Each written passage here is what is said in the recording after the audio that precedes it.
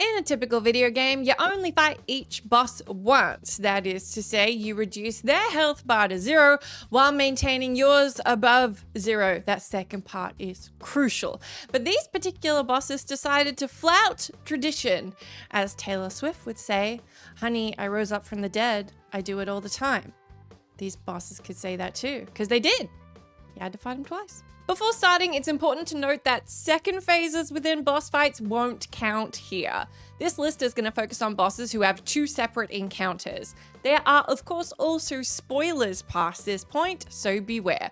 I'm Jess from WhatCulture, and here are 10 video game bosses you had to fight twice. Number 10, the Assassin, The Legend of Spyro, the Eternal Knight. Spyro is a character who's been through a bunch of ups and downs, and The Legend of Spyro, the Eternal Knight leans a lot more toward the latter of those. But the one thing you've got to give it credit for is the determination of one of its bosses, of whom, in this particular case, just wouldn't call it quits.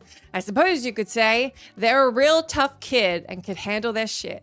The Assassin, a name that is embarrassingly boring given the other enemies are called things like Tyraxil Vineweasel or things I can't even say, is a high-ranking officer in the Evil Ape Army. He appears as the first major boss in the game, with a fight that, to put it plainly, is about as boring as his name. After he's defeated, he yells out, "You haven't seen the last of me," which in this case turned out to be exactly true, as he does pop up again later in the game. His second appearance is yet another boss fight in the same vein as the first one, but after beating him this time, he's done and dusted. It seems he's not as effective as his name would suggest. Number 9, Saren, Mass Effect. Many would agree that Saren Arterius is one of Mass Effect's best baddies. The main antagonist of the first game is a complex and ruthless character whose fall from grace is both tragic and terrifying. Witnessing his villain era come to true fruition is actually a delight in the game, even though he ends up being your antagonist and you have to take him down not once,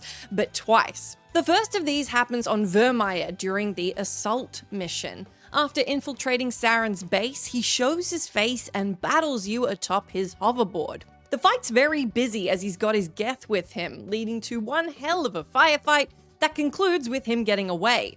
However, the second fight that takes place in the game's finale is a little more dramatic.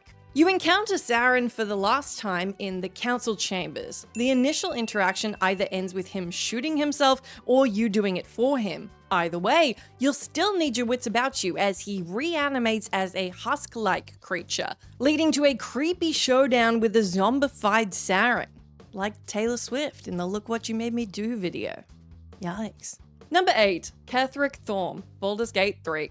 Act 2 of Baldur's Gate 3 is a masterfully constructed arc that builds up to your encounter with the dreaded Ketheric Thorm, a villain so vile yet charming that only the legendary J.K. Simmons could voice him. But your assault on Moonrise Towers and this particular bad guy is hardly a one-off encounter. When reaching the top of the tower, you'll find Ketheric and finally be able to land some blows on him. This leads to a boss fight where, even though it's not particularly easy per se, it definitely doesn't feel like it has the weight that you've been anticipating given how long you've been hearing about this guy. But that's not the last you'll see of this particular anti-hero. After getting his health down enough, Thorm skedaddles off and enters the Mind Flayer colony, where you'll be exploring for the next hour or so. Eventually, you come across him again, and thus begins the next boss encounter. The second fight is much tougher, especially when Thorm hits that second phase as the Apostle of Merkel, making it feel like a true boss battle. Number 7, Every Monster, King of the Monsters 2. King of the Monsters 2 is an SNK classic where you play as a monster who has to fight all the other monsters. Who saw that coming? It's an epic kaiju battle tournament that pits you against a collection of tough opponents, with each win getting you closer and closer to the final boss and the title of King of the Monsters. However, if you want to earn that moniker, or monkia, as I once accidentally said the first time I read that word, you've got to put the work in, as you've got to beat all these bosses not once, but twice. Throughout the game, you fight your way up a hierarchy of alien monster minions. There are such creatures as Huge Frogger, a humanoid frog, Aquaslug, a big snail monster, and Beetle Master. You get the idea. But after you've fought all those 6 bosses, I hope you're ready, because you're going to have to do it all again. Before your climactic showdown with the largest antagonist, the alien leader, you need to take out all the bosses that you just took out. But don't worry, get on your vigilante and I know you can do it all again just like you did the first time. Number 6, Wayne and the Wankers, Conker's Bad Fur Day. This delightfully crass game masquerading as a Banjo-Kazooie type is known for its ridiculous boss fights. You literally fight a giant talking piece of poo, for example. But one of the most persistent encounters in the game is the appropriately named Wasp Trio, Wayne and the Wankers. You battle these critters after they steal Mrs. B's hive, and she asks you to get it back. After an encounter, she helps you blast them away with a machine gun. Nice. Now, you think that would spell certain death for these wasps, but wasps are tricky critters, just like in real life. So unfortunately, this is not the end of them. This is why they're my least favorite living creature. You didn't ask, but now you know. What's yours? Put it in the comments. Later on in the game, you return to Mrs. B and find that her hive has been stolen. Again, she really should look into some home security. Thus, you enter the wasp hive to retrieve it, finding that somehow Wayne and his buddies have returned. This is why we can't have nice things. At least, like before, Mrs. B helps you out with some heavy weaponry once you chase them down, and this time when you take them out, they're down for the count. Number 5, The Butcher, Shank. If you're into violence, mayhem, and a thirst for revenge, you're gonna want to enter your Reputation era, but if you're looking for a video game version, then Shank is the one for you. This 2D side-scrolling hack-and-slash adventure puts you in the shoes of the titular character as he hunts down those who killed his girlfriend. Sadly, his quest hits a snag almost immediately. The first boss you face in the game is known as the Butcher. This well-named villain is a professional wrestler who played a role in your girlfriend's demise. As such, you grab your trusty knives and chainsaw and go to town on him. Unfortunately, the man you just went to town on is not the Butcher. That's right, this entry is an outlier, as the first boss of the game is an imposter, and you don't actually get to take revenge on the real Butcher until the 3rd boss. So look, technically speaking, you do fight this boss twice, it's just not the same person. Tough luck, fake Butcher. Number 4, Bowser, Super Mario Odyssey. Trust the big man himself to make an appearance. Bowser, the king of the Koopas and the overarching villain of the Super Mario franchise, needs no introduction. He's one of Nintendo's most iconic characters and has a habit of appearing in multiple boss fights in a multitude of Mario games. Super Mario Odyssey is of course no exception, and nobody switches it up like Nintendo, where you have to fight this fire-breathing baddie no less than twice. The first fight with Bowser happens in the Cloud Kingdom, where Mario's forced to contend with the villain's boxing hat and love of throwing things. He then pops up again with an almost identical fight, save for a few details, in the Moon Kingdom as the final boss. Now, Bowser's not the only character who fights multiple times in Odyssey, as the Broodals also throw their hats in the ring, thank you very much, more than once. However, they're all involved in the Robo-Brood fight as well, so technically they battle more than twice each. I mean, what can we say? Much like Kanye at the 2009 VMAs, you just can't keep a classic guy like this down. Number 3, Makron, Quake 4.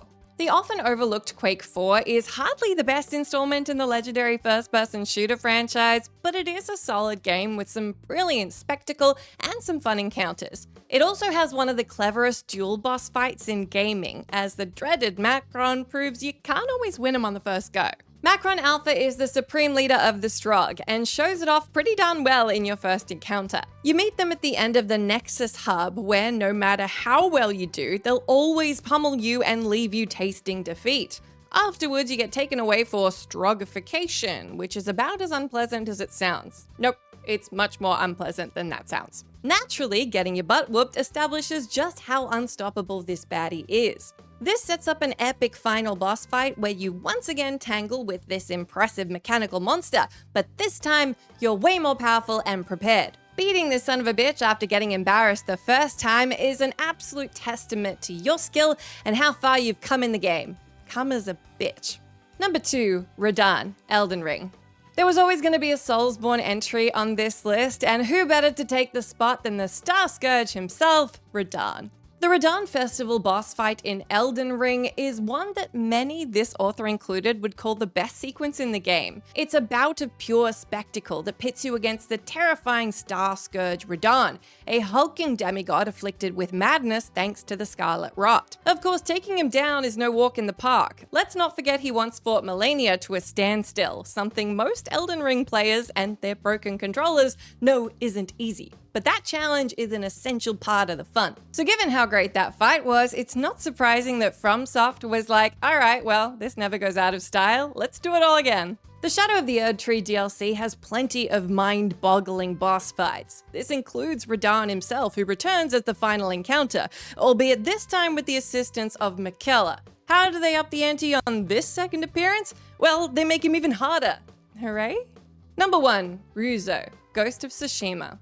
Betrayal is a feeling that never tastes sweet, and that goes double when it comes from one of your closest friends, and this is why you bury hatchets, but you keep maps the way you put them.